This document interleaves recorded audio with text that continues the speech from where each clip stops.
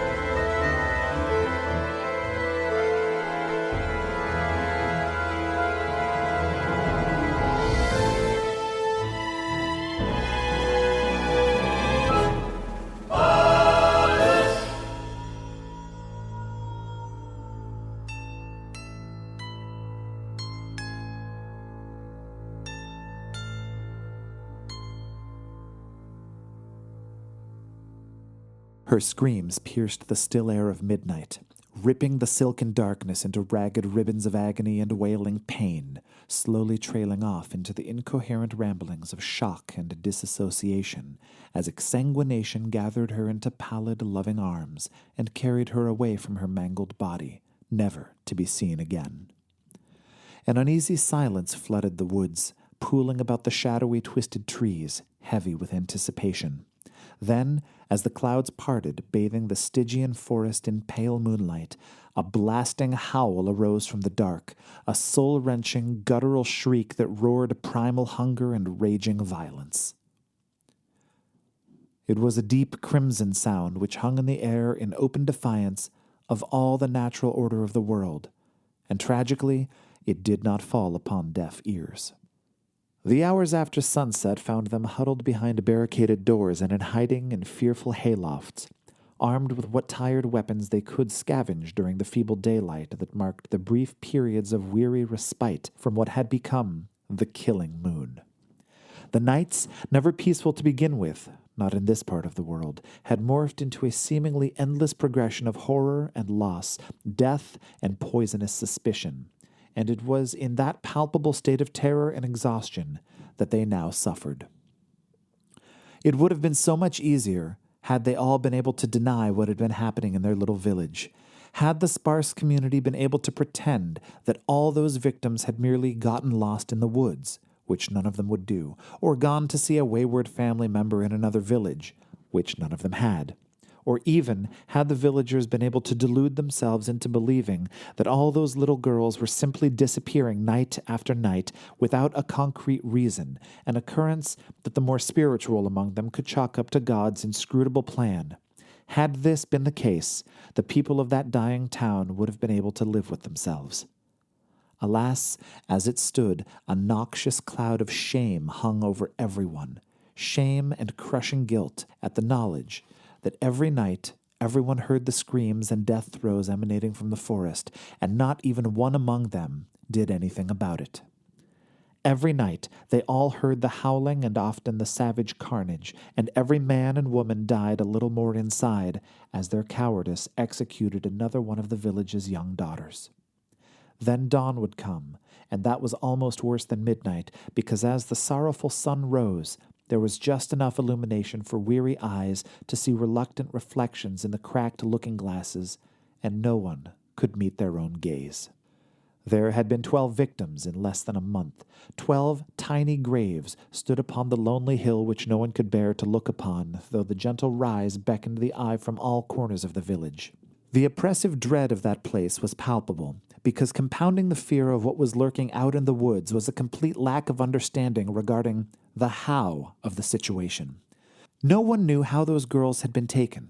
After the first 3 had disappeared, their bodies found mostly eaten, slashed and torn apart, families that had young children started keeping them under lock and key at night. Another 2 disappeared before the villagers realized that daylight was no safer than darkness. And as the days stretched on, how the girls also came up missing grew more puzzling. A window found open when it had been previously shut and locked, a door ajar without explanation, footprints in flower leading into the forest. It made no sense, and that intensified the fear. And this morning, as another numb contingent of men set out to collect the remains of last night's slaughter from the north field, what hadn't been eaten, that was, Otto Schmendrick's 13-year-old eyes watched in horror and fascination as his father stepped out to join the mournful cortege. Otto Schmendrick, who would help dig the newest grave for last night's victim, had been having nightmares ever since the killings began, waking up crying at night from a fitful sleep, fleeting images of his little sister Anya screaming and crying haunting his dreams.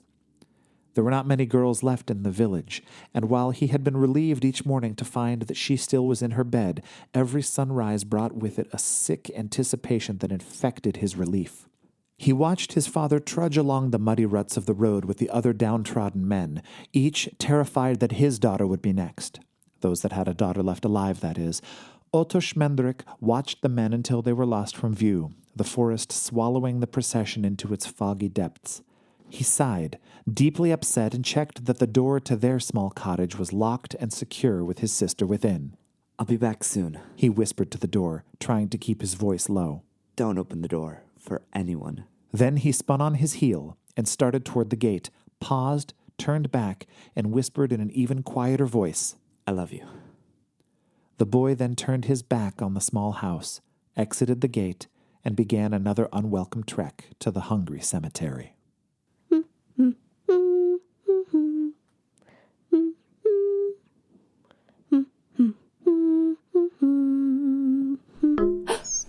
Little flutters and chirps reached Anya Schmendrick's ears as she sat on her pallet of straw, drawing on the packed earth floor with a small stick. She was afraid, but drawing had always appealed to her, and she found that she could often get lost in the stories that she told herself sometimes, illustrating them as she went. She had known hardship in her 8 summers of life, not the least of which had been losing her mother to the wasting sickness when she was but 4, but ever had she been an optimist.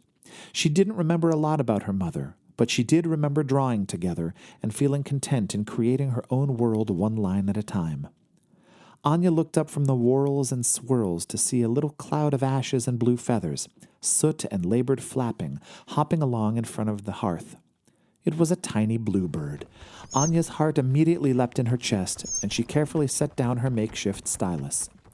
Moving with care so as not to startle the little bird, Anya approached it and began speaking in a soothing voice to it, concerned that it had hurt itself falling down the chimney. "Oh, hello, little bird," she said softly. The bluebird froze. She spoke again, moving slowly. "Don't be afraid. I'm a friend." The bluebird cocked its head and looked at her. She smiled, her own fear forgotten in her concern for something smaller than herself.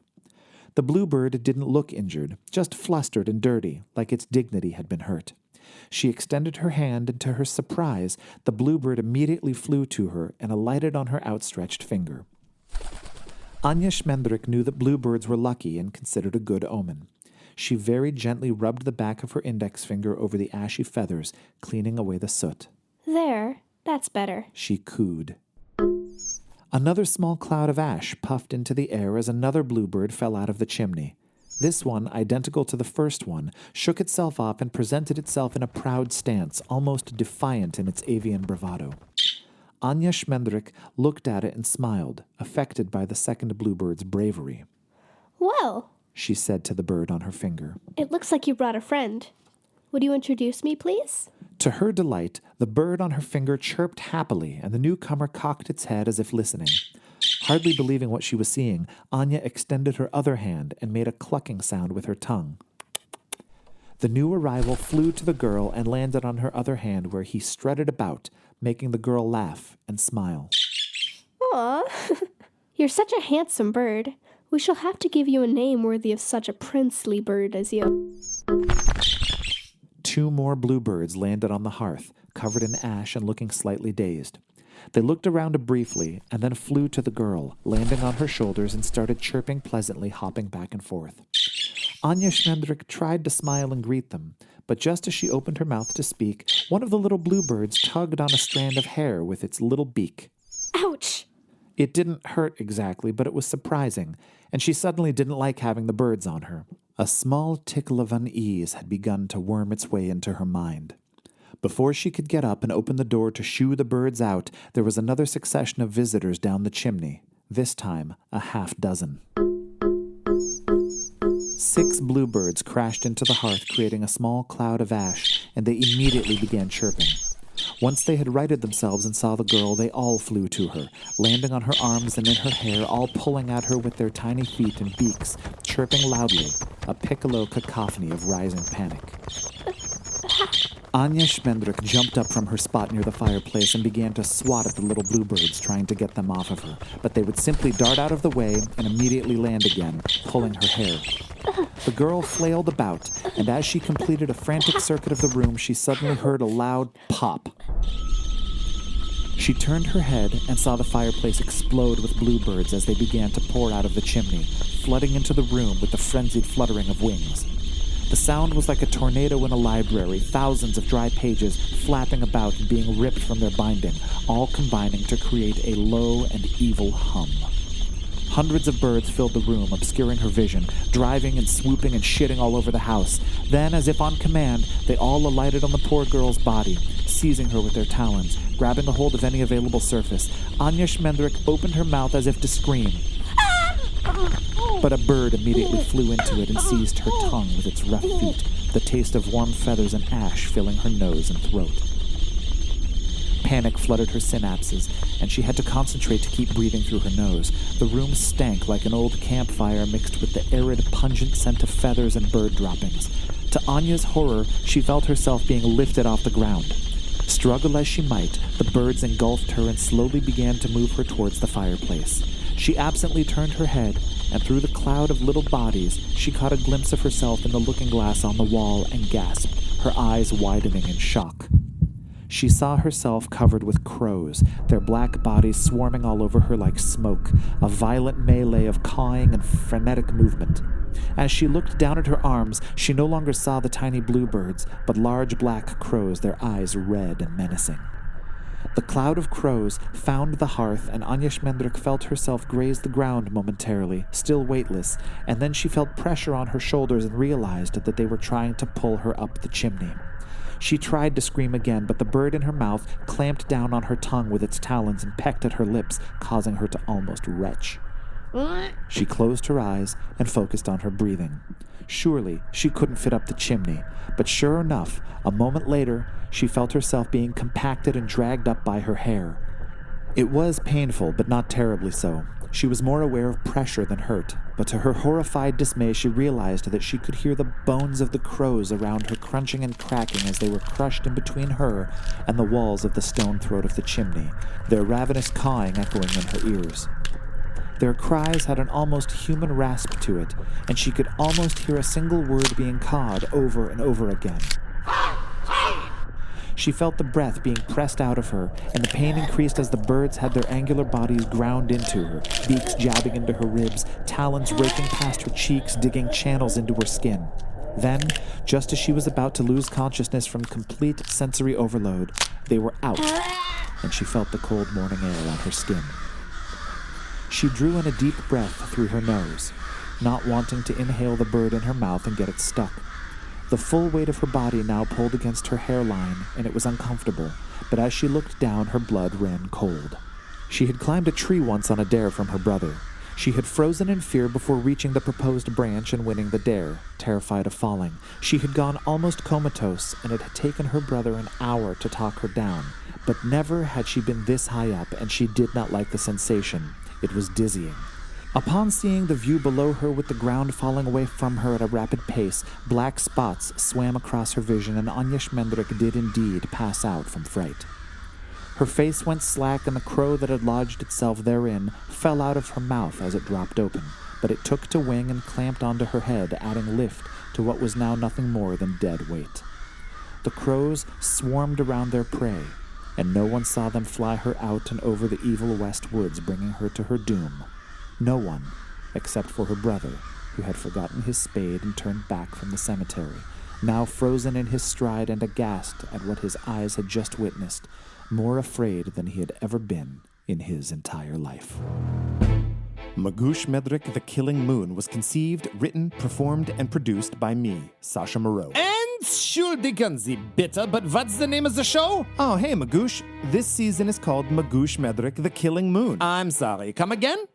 Magoosh Medrek, The Killing Moon. Yeah, that's what I thought. So, riddle me this, Schatzi. If it's my show, then why the hell was I not in the first episode? Oh, Magoosh. This opening episode was to establish the central conflict of the story and set the mood and atmosphere. This season is about you, of course, but it's also about a young Otto Schmendrick and his little sister Anya, played by Dacian and Kiara Eskridge, respectively. Yeah, but I just wanna... And Danny Tuggle composed and recorded the Magoosh theme. Yeah, that's nice. With additional sound effects by Zapsplat.com and Pixabay.com. Hey! Yes? Do I at least get to be in next week's episode? Magoosh, you know I don't like giving out spoilers, so tune in next week and see if you get to hear from... How was that? Sometimes I just want a hitch if it's something heavy. Oh, come on, don't be like that. Yeah, something heavy if you're lucky. I could always drop on you die Nase im Buch. Gasp! The nose in the book. You're such a child sometimes. That does it. I'm going to take a nap. Just lock up and you're done. Okay, bye, Magoosh!